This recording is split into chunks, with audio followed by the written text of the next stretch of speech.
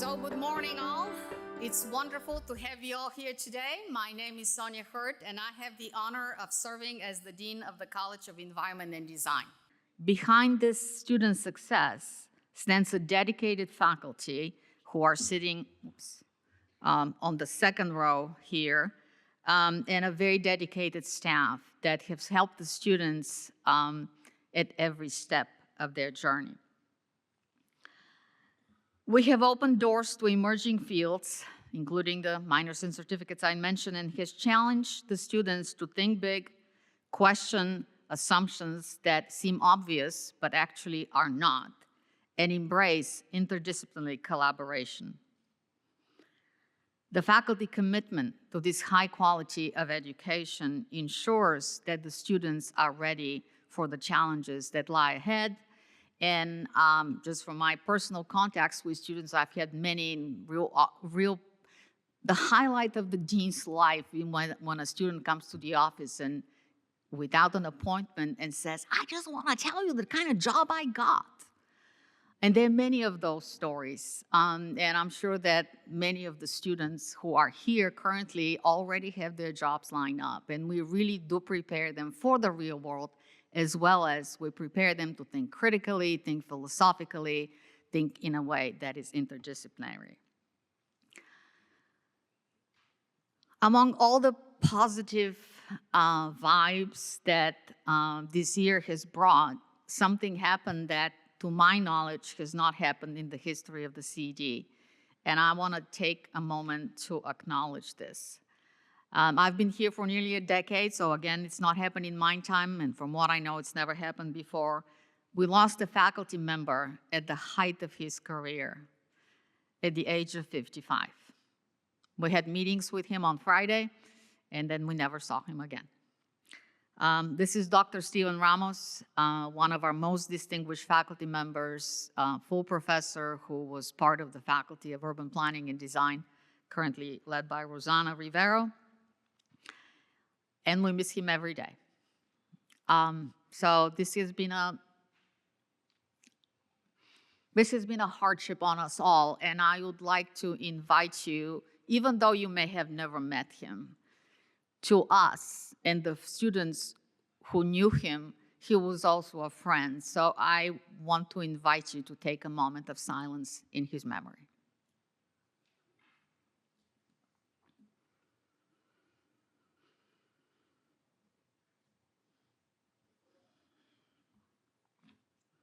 Our alumni this year also did absolutely amazing things. I don't know whether this is common knowledge to the students or their parents and families and friends, but as I know you know, landscape architecture is our largest program. It's also our oldest, dating back to 1928, which means that in 2 years we'll have 100 years. We have currently produced, if this is the right word, the reigning president of the ACLA, Mr. Kona Gray, one of our best graduates.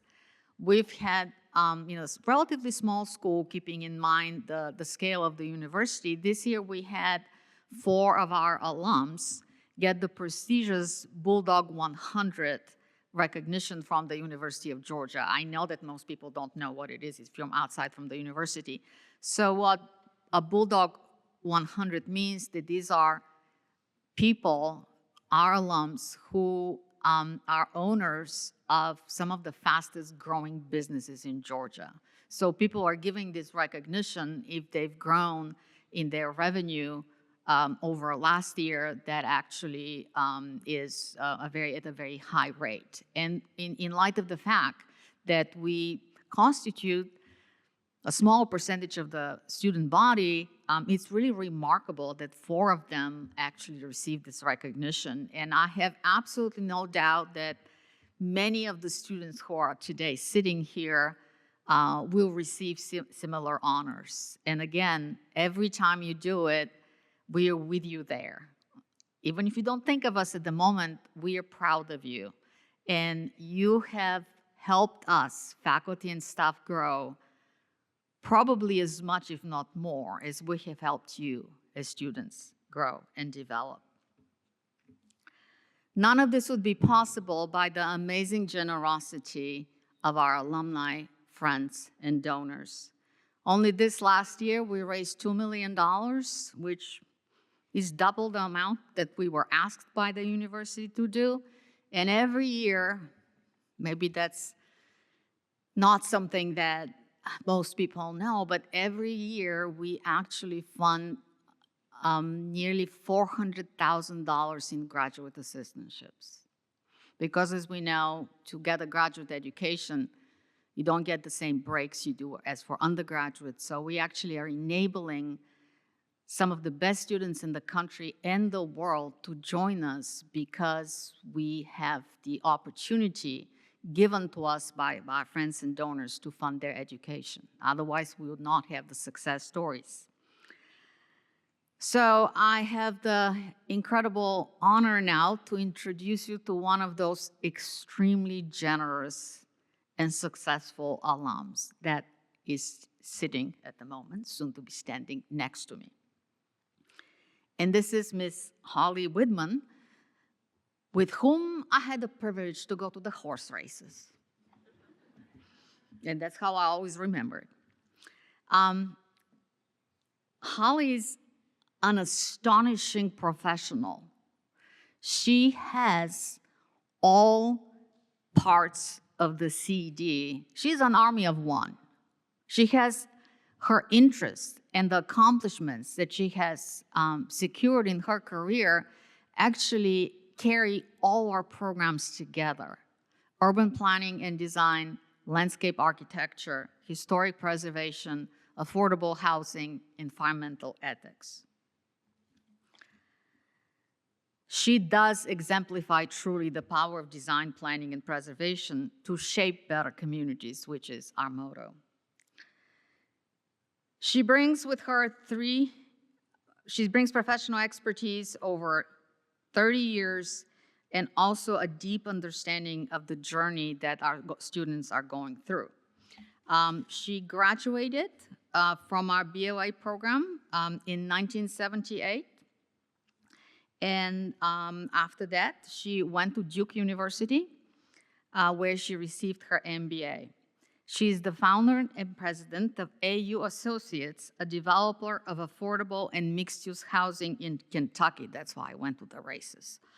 And surrounding states. AU Associates specializes in adaptive reuse of historic buildings and urban infill, and since its inception in 1990, it has created over 44 communities and development, all of them with an affordable housing and historic preservation element. She spent her childhood, I suppose that's her inspiration, but I don't want to steal her thunder. Maybe there's more to say, in an 18th century farmhouse in Kentucky, and that kickstarted her love for the land and historic structure. This is what led her to the University of Georgia, as I mentioned. She graduated with a degree in landscape architecture, the BLA. After that, she moved to Oklahoma and started the career in urban planning and development. So that's what I'm saying, landscape architecture and planning and development, and yet affordable and historically sensitive housing.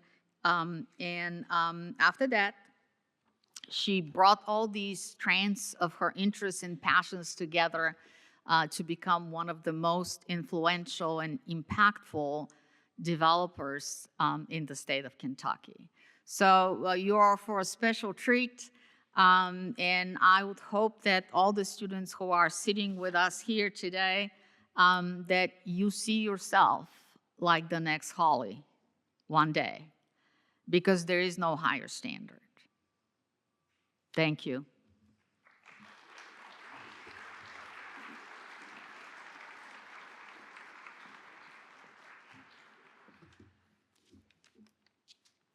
Wow. I don't know how to follow that one. So whoever she's talking about, I'll just stand in for her, okay? It's really, really great to be here, and I want to congratulate every one of you for making it to this point in your life. It's truly the next time on earth where your life really commences. It's not only is it a pleasure, it's also great to see what you've accomplished to share with this celebratory moment with you. So my talk today is entitled A World of Opportunity. And this may sound strange to some of you because this is a time of global economic uncertainty, and you may be wondering about whether you may or will have a job. Many of you do, which is awesome. But AI adds to the uncertainty of the world out there. I also graduated, believe it or not, at the same time of Middle East wars, OPEC shutting off oil to the US, high inflation, and high unemployment. There were long lines at gas stations because gas was rationed and no fill-ups. Thank goodness the only thing that I had to drive was an old $200 Volkswagen. The first message that I'd like to leave you with today is to believe in yourself and recognize that the skills that you have learned and built at the College of Environment and Design will help you succeed at whatever you do. I'm talking about skills that go beyond your design, environmental, and planning training, namely critical thinking, working in teams, written and verbal communication skills, and effective meeting skills. Jamie Dimon, the CEO of JP Morgan, makes the point that AI will eliminate jobs. That doesn't mean that people won't have other jobs.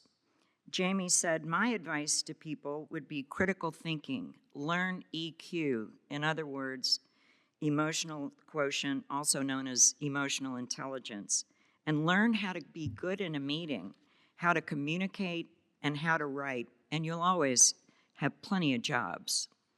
I truly believe that success in life is determined largely by your ability to speak, your ability to write, and the quality of your ideas.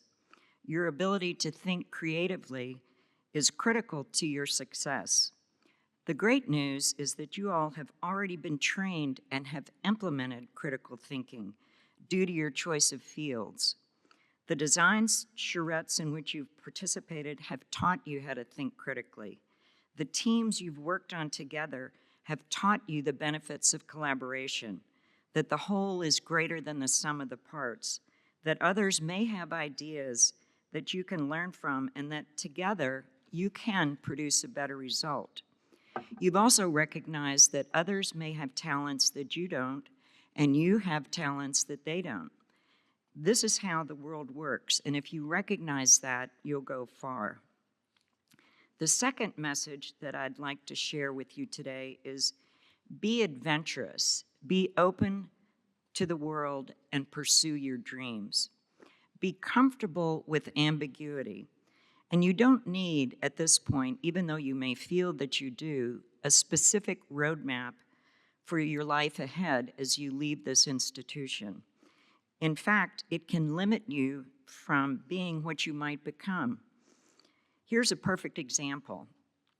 After I graduated from what we called then LAR, I had the very fortunate opportunity of being awarded what was called at the time the Neil Reed Traveling Fellowship.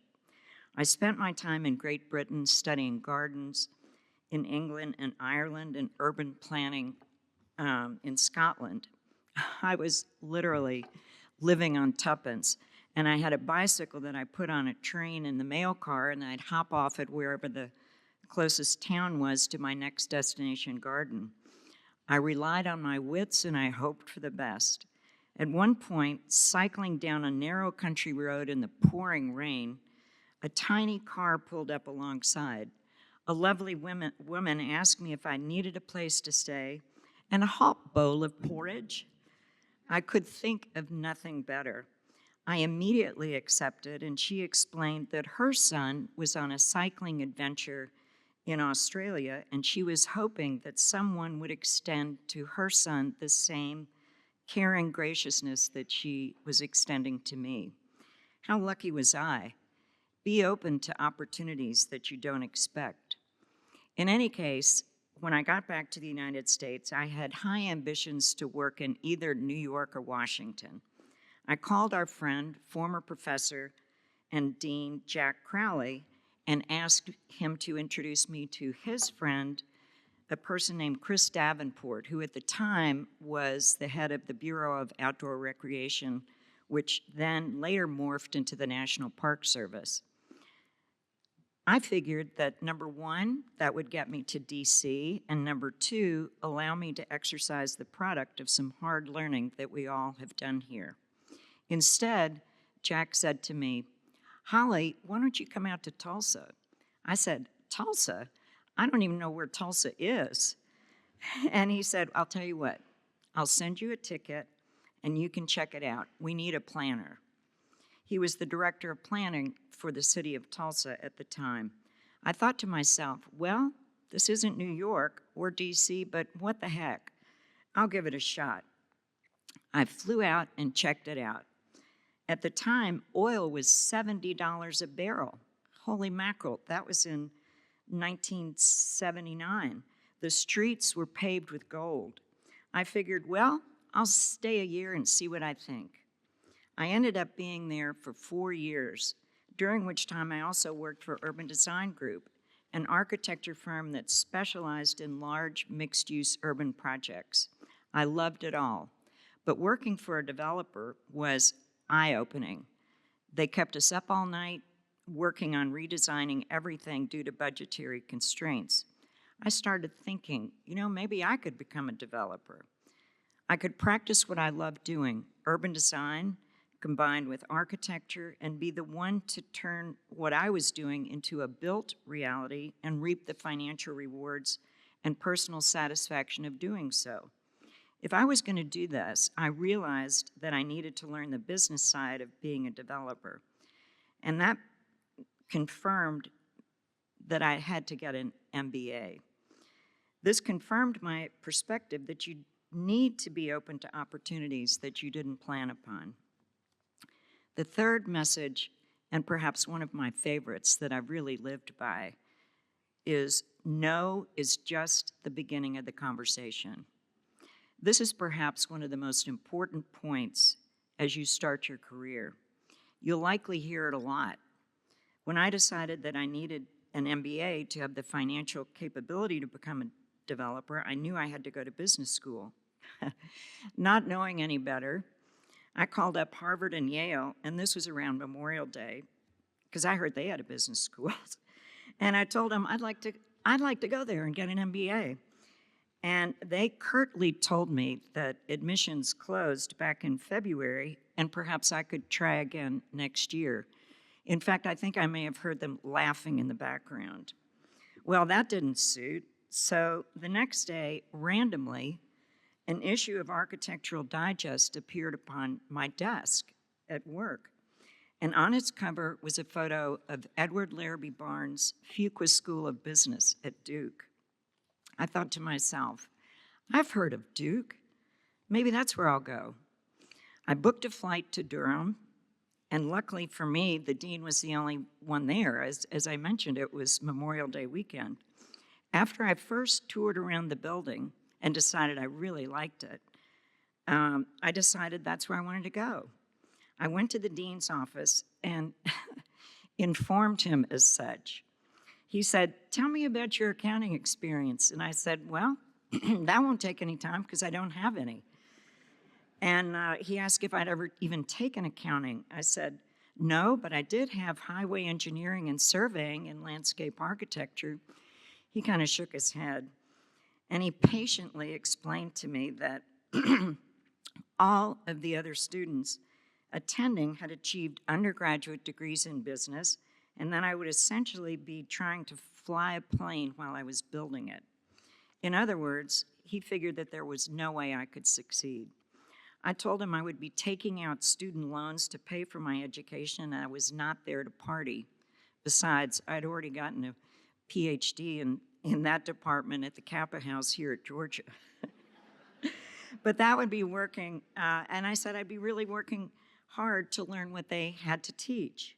He understood my commitment and zeal and decided to take a flyer on me.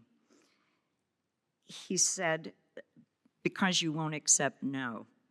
He then said, well, the deadline for GREs is passed, but we do have a 2-week math refresher course, which is all calculus, and if you can pass it, we'll let you go to school here. I went back to Tulsa, bought a calculus book, loaded up my 1975 BMW stick shift, and drove to Durham. Thankfully, I passed the class and entered Duke in the fall. It was a game changer for me. Who knew?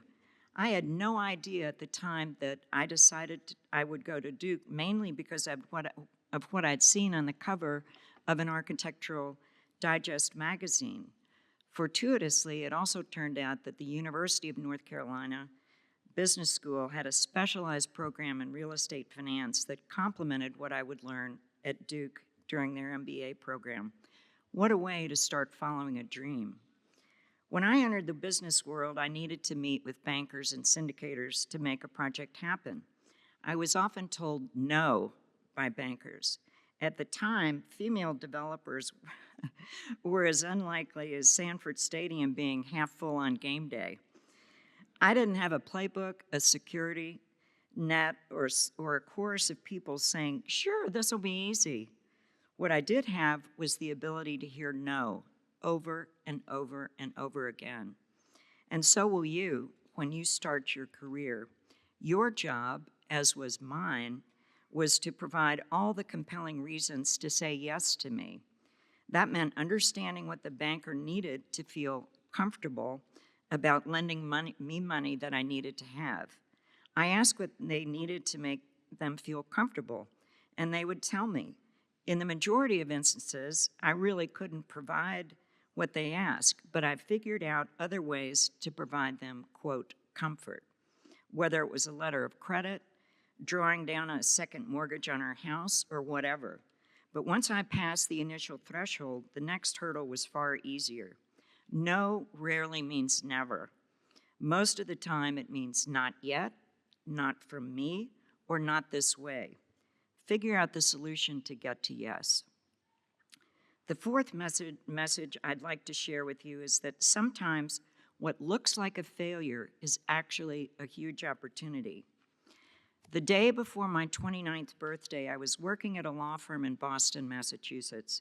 My father was dying of cancer, and I was awaiting the confirmation of employment at a law firm that wanted to create a new development arm, of which I would be the director. The problem was I'd been asked by the president of the firm to, quote, run some numbers on the value of a shopping center that he wanted to sell to Japanese investors. I ran the numbers and came up with an accurate valuation. He looked at it and he said, you need to increase this by $2 million. I said, that isn't possible. The numbers can't support that. He told me, you don't understand. This isn't for investors who will pay. I said, I cannot create numbers that don't exist. He fired me on the spot. As it turned out, while I was devastated at the time, it was one of the best things that ever happened to me. I ended up working for what is now the largest affordable housing developer in the nation, and that was the springboard for my creation of my own company, AU Associates. This is also the definition of resilience, and it also tells you that when you think something may be the end of the world, it probably isn't. In fact, something better is waiting for you around the corner. The fourth message that I'd like to share with you is integrity rules no matter what. Your word is your bond.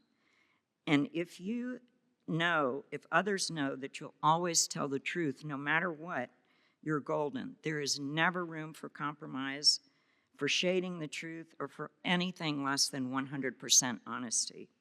People know that they need to know that they can trust you no matter what. Be someone who can trust you, be trusted. You'll live or die by your reputation. This is especially important when you have partners, investors, bankers, and clients. It's critical to have your word as your bond in working with people in whatever position, job, or organization you might land. The last message I'd like to share with you today is to view AI as a wonderful opportunity, not as a threat.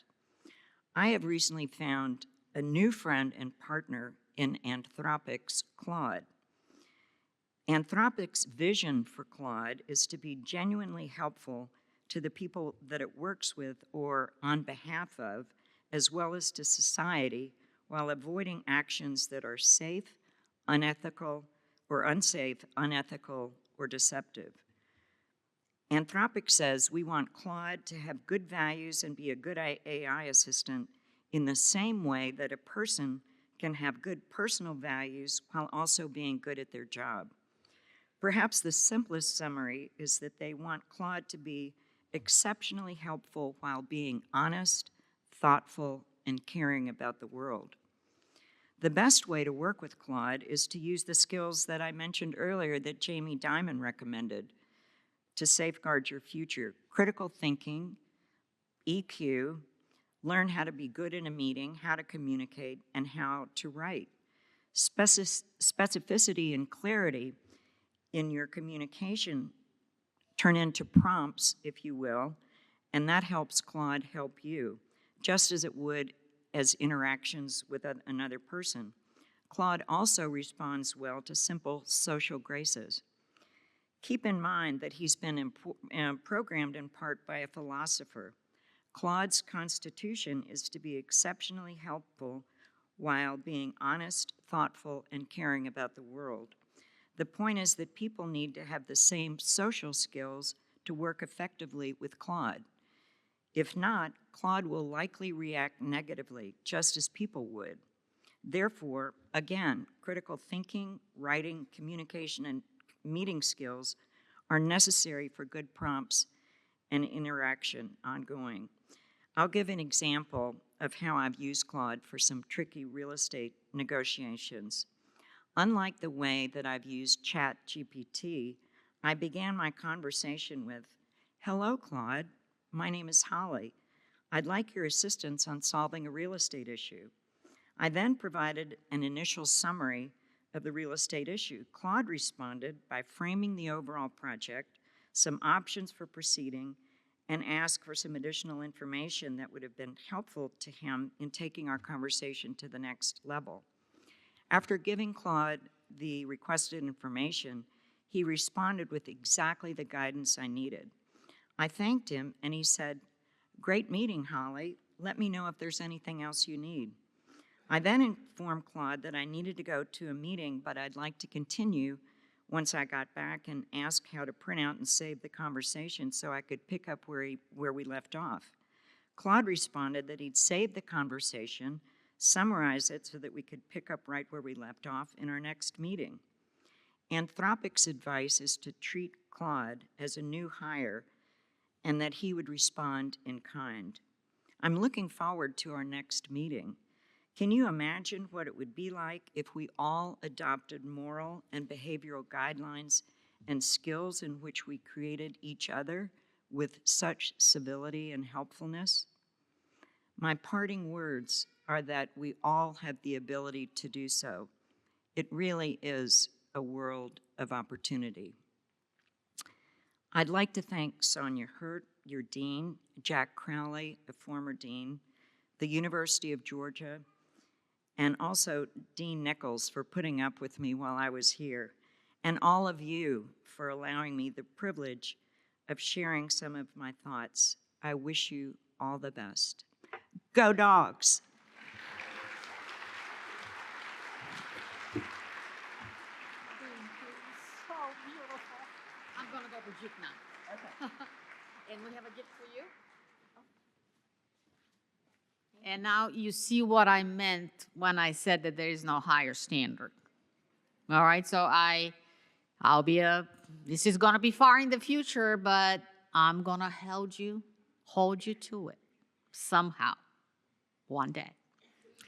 All right, so now we're gonna party. I mean, that's why we're here. So let people graduate. So one by one, the programs will begin. And I think Rosanna is first. I will be standing there and shaking hands, and every of our program directors will self-introduce, say a couple things about their program, and then we move forward.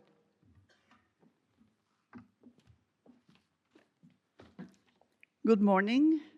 As the director of the Master in Urban Planning and Design, it is my pleasure to be the first to welcome, or one of the first, to welcome the CED class of 2026.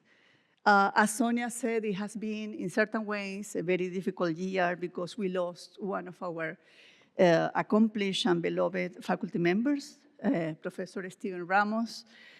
So it hasn't been, an easy ride, if you want to call it that way. But to honor him, I wanted to keep this very short. So to honor him today, I wanted to read something from one of his favorite writers. He quoted this author in his classes, Joan Didion. And I think this kind of summarizes his spirit in terms of celebrating life the best way you can. Whether you sing, you dance, or you are an accomplished person, there are many ways to celebrate success. So the quote goes like this. I'm not telling you to make the world better because I don't think that progress is necessarily part of the package. I'm just telling you to live in it, not just to endure it, not just to suffer it, not just to pass through it, but to live in it, to look at it, to try to get the picture, to live recklessly, to take chances, to make your own work, and take pride in it, to seize the moment. So my desire for the class that is graduating today in urban planning is really to seize the moment and to follow some of the great recommendations, messages that we just got a few moments ago that I thought that were very relevant. I think our students are prepared to shape the world at many, many instances and many scales, from the neighborhoods that you live at, from the cities that have problems but also many opportunities, and for the regions that all of this happen. Our students learn, have developed the skills, developed the knowledge, developed hopefully the critical thinking, and I think that is one of the most important parts. No AI can replace that. So with that said, congratulations, class of 2026.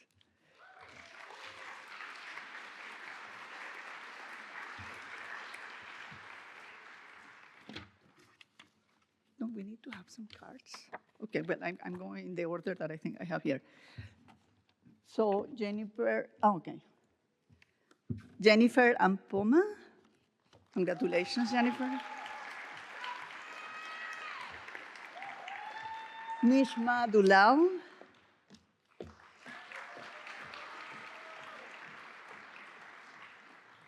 Hansia Esman. Congratulations, Hansia. Chandler House. Congratulations, Chandler. Isabel Rose Scott.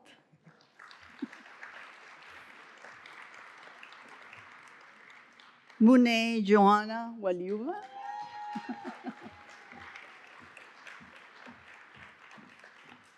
Molly Williams. Congratulations, Molly. And Tina Wu Gomez Shiver.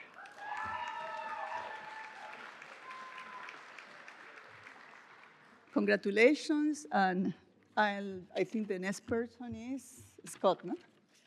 Thank you so much.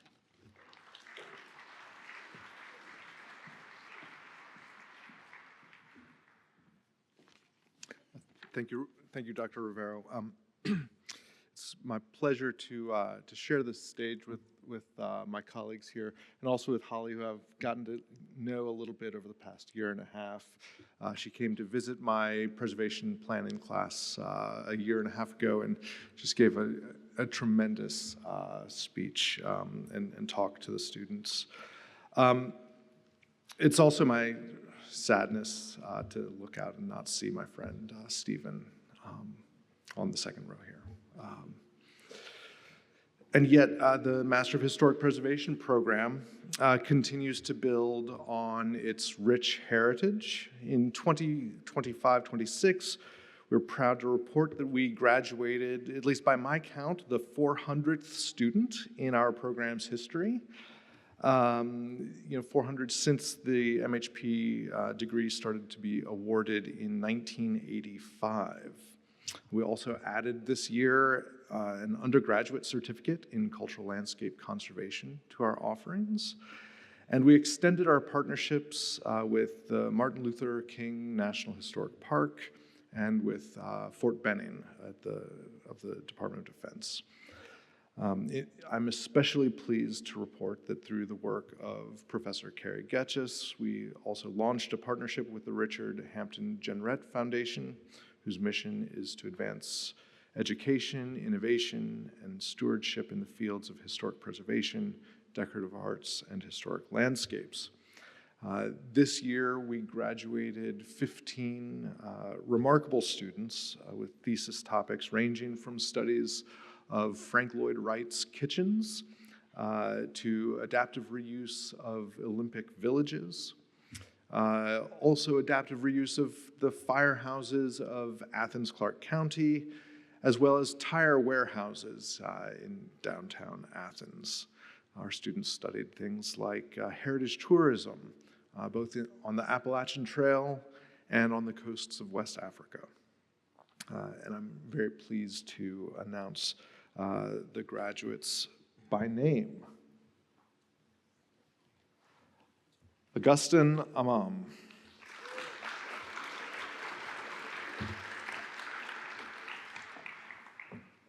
Abby Bird.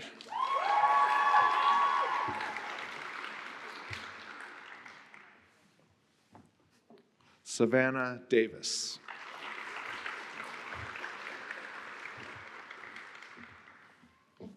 Hayden Dutton.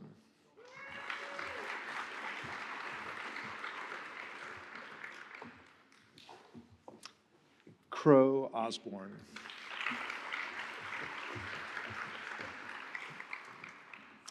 McKenna Grace White.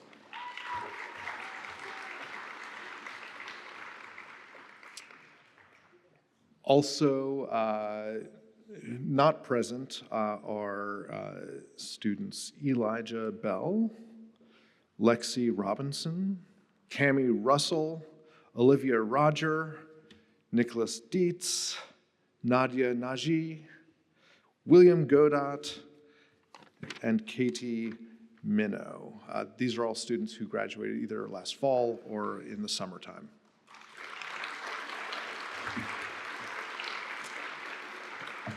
Congratulations, MHPs.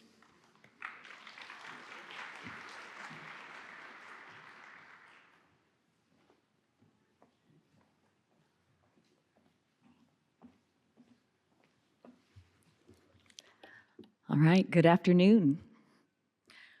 I'm proud to be serving as the new director of the Master of Landscape Architecture program. I'm Dr. Jessica Fernandez, and I'm so pleased to be here.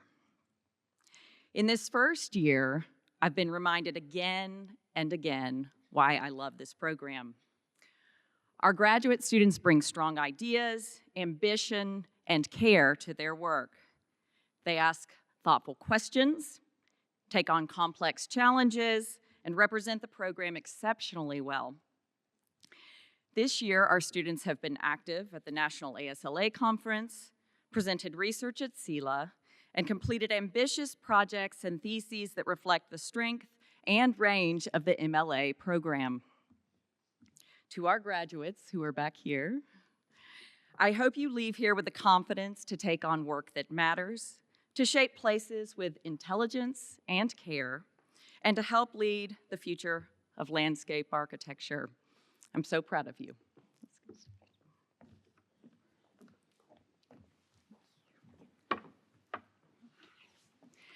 Nazreen Alieva.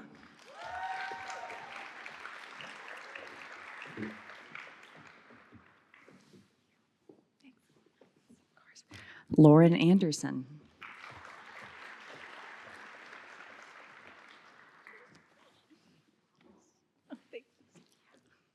Abby Burtz.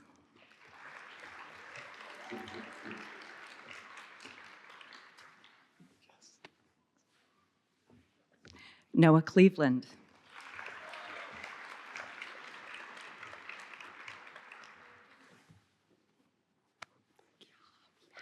Noah Dilday. Yeah, I'm gonna hug you. Matthew Galden.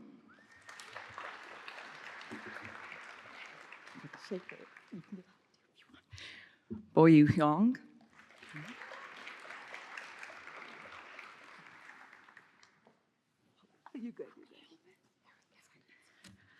Akanta Korpel.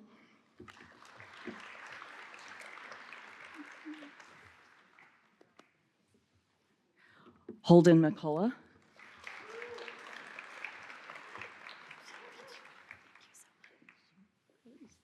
Jamie Reike.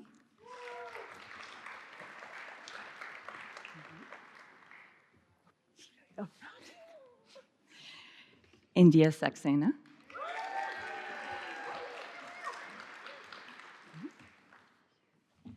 Niraj Shetty.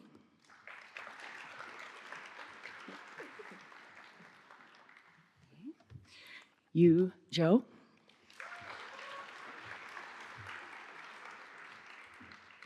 Congratulations.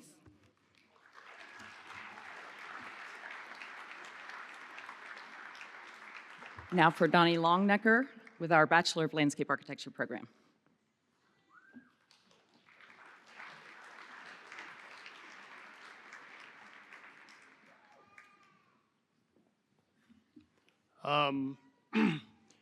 When I became the coordinator of the undergrad program 3 years ago, the culture of our BLA program was probably at its lowest point in my 40-year history with the college as a student, alum, and returning faculty member.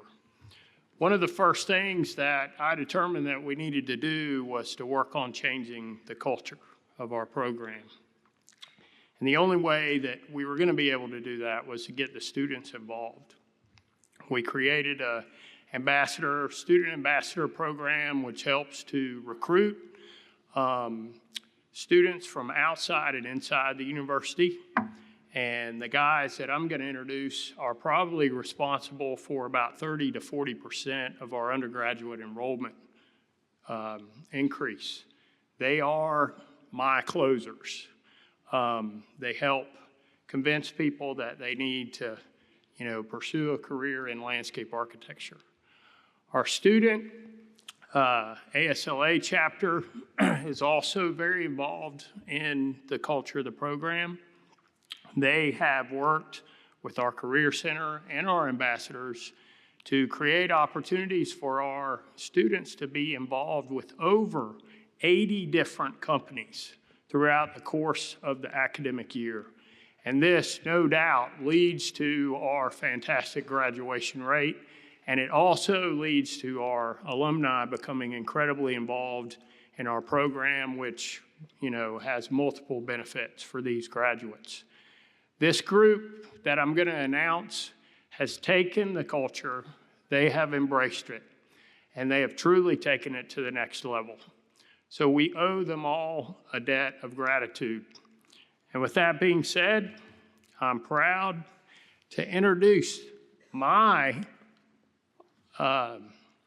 soon-to-be also fellow alumni of the College of Environment and Design BLA program. But first, we have a special person who needed some, she had to get attention drawn to herself. I gotta give Emma a rough time. She had a little accident yesterday, I guess. She can't be on the stage with us. So our first graduate is Emma Grace Hayes.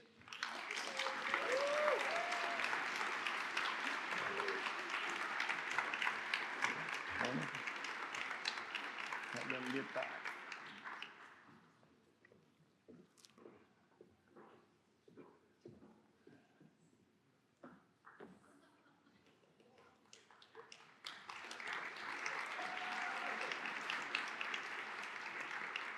All right, Luca Antonozzi.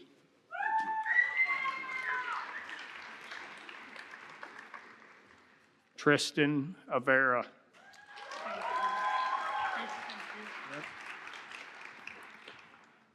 Hayden Bahamonde. Yes, sir. Olivia Bassett.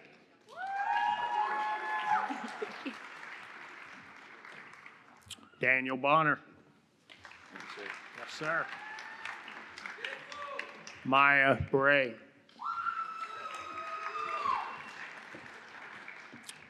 Megan, what? Sorry, Emma Brock. I got ahead of myself. And now it's Megan Caputo. Caitlin Clark.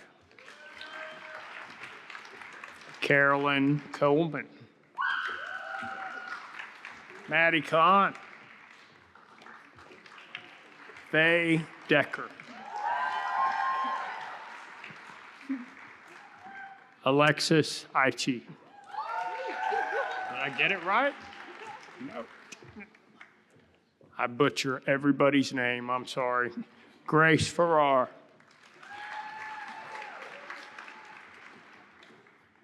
Andrea Gamboa. Andrew Garcia. Paige Garvin. Cade Godwin. Jordan Gossett. Charlotte Greenberg. Will Harvey. Keedy Hernandez Cabanas. Ethan Hughes. Aaron Idecker. Daly Jackson. Rajeen Kanjiani. Leah Carsonic. I knew I was gonna. Karsonakis. I got somebody right. Christina Kaiser. Lydia Kicklider. Jordan Knight. Maheen Lakhani.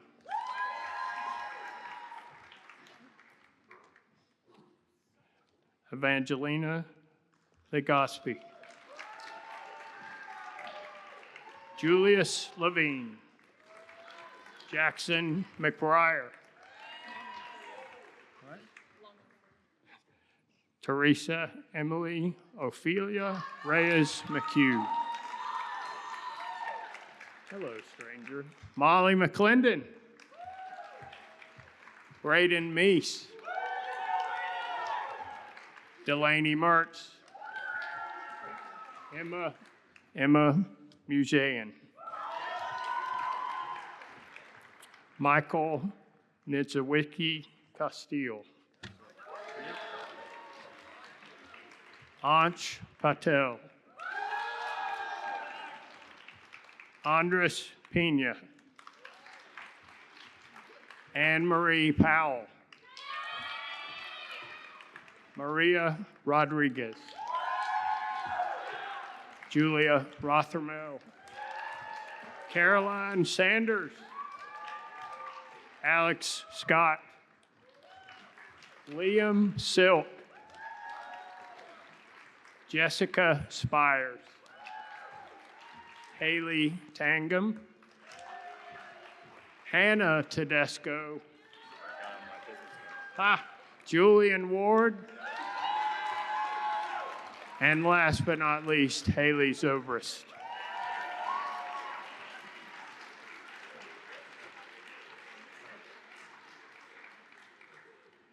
And those are our BLA graduates.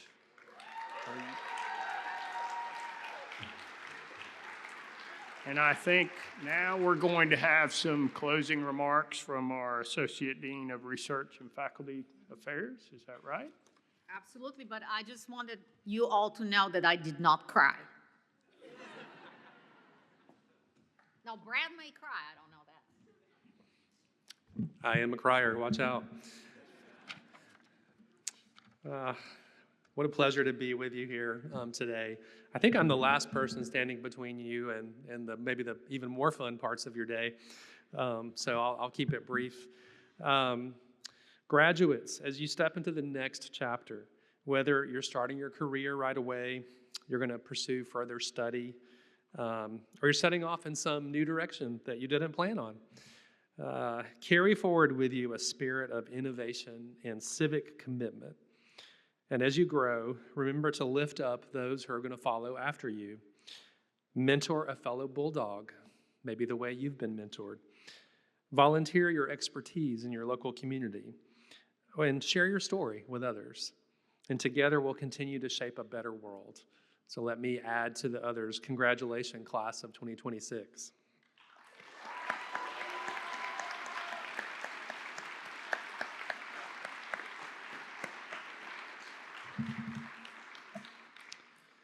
Now, I get the pleasure of inviting you. Please don't skip this. Come on back up to the Jackson Street building.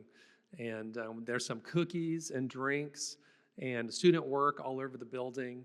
And faculty are going to be there to say hello. We want to meet your families and friends. So come back up to Jackson Street building, and you can save lunch for later. So we'll see you there. Thank you.